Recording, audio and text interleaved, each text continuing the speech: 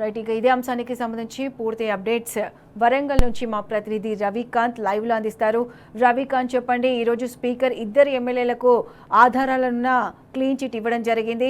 అయితే కాంగ్రెస్ పార్టీకి రాజ్యాంగం అన్నా సుప్రీంకోర్టు తీర్పులన్నా విలువ లేకుండా పోయిందని ప్రజలు కూడా అనుకుంటున్నారు.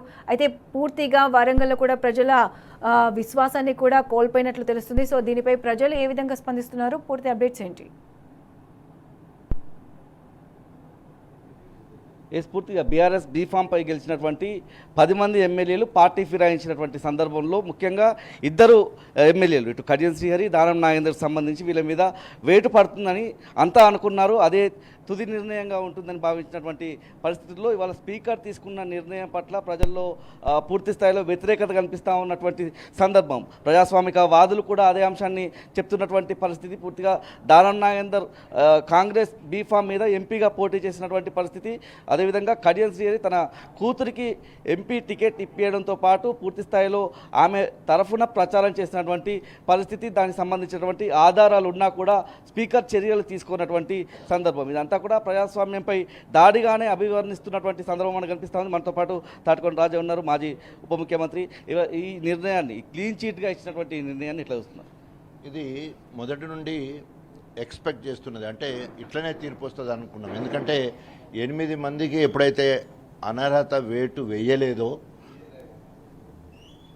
స్పీకర్ గారు ముఖ్యమంత్రి గారి చేతిలో కీలు బొమ్మలాగా పనిచేస్తున్నాడో, అదేవిధంగా పార్టీ ఫిరాయింపిన ఎమ్మెల్యేలు చిలక పలుకులు ఎప్పుడైతే రేవంత్ రెడ్డి పలుకుమన్నట్టే పలికిన్లో మేము అభివృద్ధి కోసమే పోయినాము, మేము పార్టీకి రాజీనామా చేయలేదు, పార్టీ మమ్మల్ని బీఆర్ఎస్ పార్టీ మమ్మల్ని సస్పెండ్ చేయలేదని నిస్సిగ్గుగా మాట్లాడుతూ, అక్కడికేమో హైదరాబాదులోనేమో బీఆర్ఎస్ పార్టీ, గణపురంకి వస్తేనేమో కాంగ్రెస్ పార్టీ లెక్క 2 నాలుకల ధోరణి, తర్వాత బహురూపాలు మార్చుకుంటూ ఈరోజు ఒక పక్కకు చట్టాన్ని, ఇంకో పక్కకు ఏమంటారు అసెంబ్లీని మోసం చేసే పరిస్థితి ఇవాళ మనం చూసినాం.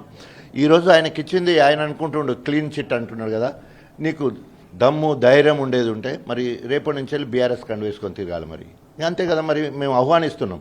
ఇంతకుముందు నీకు ఆహ్వానం పలికినాం, అంబేద్కర్ దగ్గర ఒక్కసారి ప్రమాణం చేయి, నేను బీఆర్ఎస్ పార్టీ అని ప్రమాణం చేయి, నేను బ్రహ్మరథం పడతామని చెప్పినాం, కేసీఆర్ దగ్గర తీసుకుపోతామని చెప్పినాం నియోజకవర్గ పరంగా.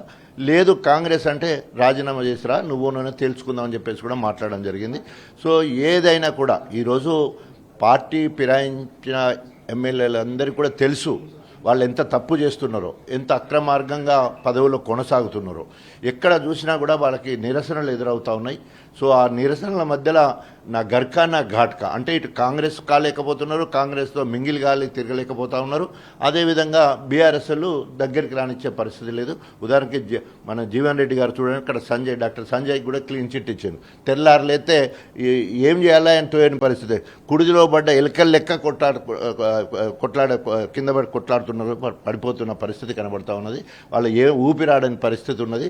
సమాజంలో ఇంతకన్నా దౌర్భాగ్య పరిస్థితి వాళ్ళకి రాదు.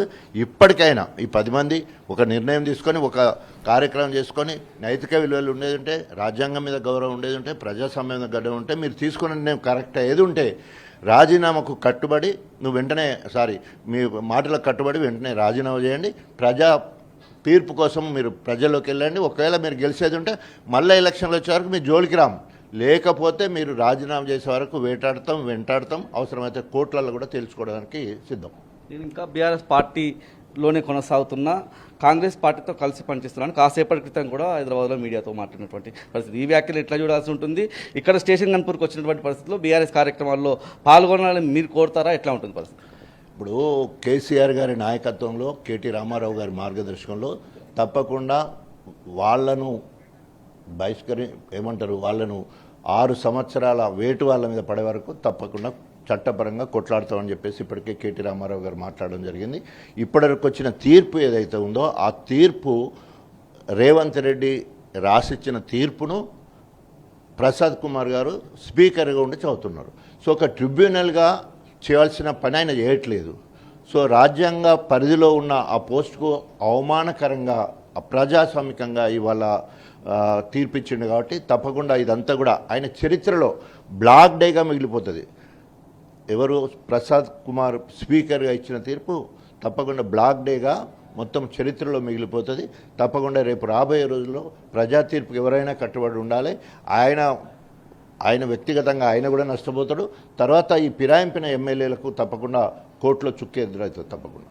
ఇది మొత్తంగా కోర్టులో అంటే సుప్రీంకోర్టులో ఇంకా ఈ కేసు కొనసాగుతున్నటువంటి నేపథ్యంలో అక్కడ చుక్కెదురు కాక తప్పది 10 మంది ఎమ్మెల్యేలకు సంబంధించినటువంటి అంశాన్ని రాజయ్య గారు చెప్తూనే స్పీకర్గా ఉన్నటువంటి గడ్డం ప్రసాద్ తన చరిత్రలో ఇదొక బ్లాక్ డేగా కూడా మిగిలిపోతున్నటువంటి అంశాన్ని రాజయ్య గారు చెప్తా ఉన్నారు.